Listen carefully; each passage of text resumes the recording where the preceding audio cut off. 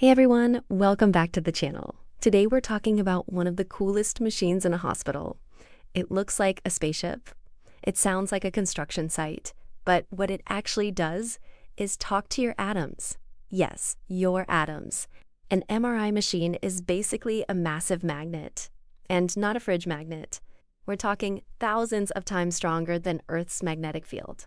Why? Because your body is mostly water. And water contains hydrogen atoms. Normally, those hydrogen atoms are randomly oriented. No order, no discipline. But when you enter the MRI, they line up, like tiny compass needles suddenly deciding to behave. The machine doesn't take a picture yet. First, it organizes your atoms. Next, the MRI sends a short radio frequency pulse. Not music, not Wi-Fi, just a carefully tuned radio wave. That pulse slightly tips the hydrogen atoms out of alignment. It's like tapping a row of dominoes just enough to lean but not fall. When the radio pulse stops, the atoms snap back into alignment, and when they do, they release tiny signals. The MRI machine listens to those signals, so technically it's not taking a photo.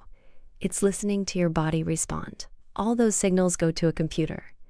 The computer runs complex math and turns them into brain images, muscles, ligaments, and spinal discs, layer by layer, slice by slice. It builds a 3D map of what's happening inside you. Why are soft tissues so clear? Because MRI loves water.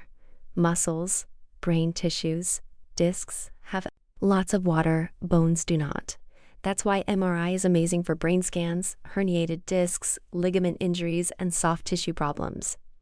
If you want to see bones clearly, CT scans do that better. If you want detailed soft tissue images, MRI wins. Is there radiation? Nope. Unlike X-rays or CT scans, MRI does not use ionizing radiation. It uses magnetic fields and radio waves. That's it. Why is metal a big problem? Because remember, giant magnet?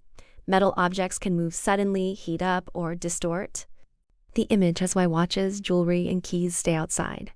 Inside that room, the magnet is always on, always. So here's the simple version. The MRI lines up your hydrogen atoms, nudges them with radio waves, listens as they return to normal, and turns those signals into a detailed image. It's less like a camera and more like a physics interview with your body. If you enjoyed this, next we could talk about MRI versus CT. Why MRI machines are so loud, or what 1.5 Tesla versus 3 Tesla actually means.